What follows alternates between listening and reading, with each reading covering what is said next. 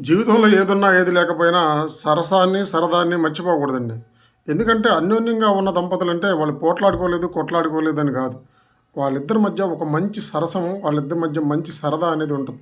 అలాంటి ఉన్న వాళ్ళ మధ్య బాండింగ్ చాలా అద్భుతంగా ఉంటది. ఊరక ఎప్పుడు గంభీరంగా ఉంటాను, నేను చాలా రిచ్‌గా ఉంటాను, నేను అలా ఉంటాను, ఇలా ఉంటాను. ఇవన్నీ కూడా లైఫ్‌లో పెద్ద రిలేషన్స్ ఏం మెయింటైన్ చేయవు. నవ్వాలి, నవ్వించాలి. ప్రతి చిన్న చిన్న విషయాన్ని సరదాగా షేర్ జేసుకోవాలి. ప్రతి దానిలో హ్యూమర్‌ని వెతకాలి. అది ఏముందంటే అందులో అంటే ప్రపంచంలో దేంట్లో గూడా ఏమీ ఉండదు. అలాగే మన ఆనందం కలిగిన విషయాన్ని పక్కనోడితో షేర్ చేస్తాం. ముఖ్యంగా ఫ్యామిలీ మెంబర్స్‌తో, ముఖ్యంగా లైఫ్ పార్ట్నర్‌తో. మనం గనక మంచిగా షేర్ చేసుకున్నట్టయితే ఆ రిలేషన్ అద్భుతంగా ఉండేది.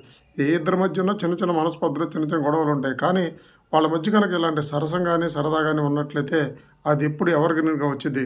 90 ఏళ్లున్న వాళ్ళు ఒకరినొకరు కలిసి ఉంటారు. ఒకరినొకరు విడిచి ఉండలేకపోతారు. చిన్న చిన్న విషయాల్ని సర్దుబాటు చేసుకుంటారు. ఎప్పుడు హాయిగా నవ్వండి, నవ్వించండి, సంతోషంగా ఉండండి, సరదాగా ఉండండి, సరసంగా ఉండండి. ఒక మాటలో చెప్పాలంటే కొంచెం రొమాంటిక్‌గాను, కొంచెం కామెడీగాను ఉంటేనే అందరూ ఇష్టపడతారు.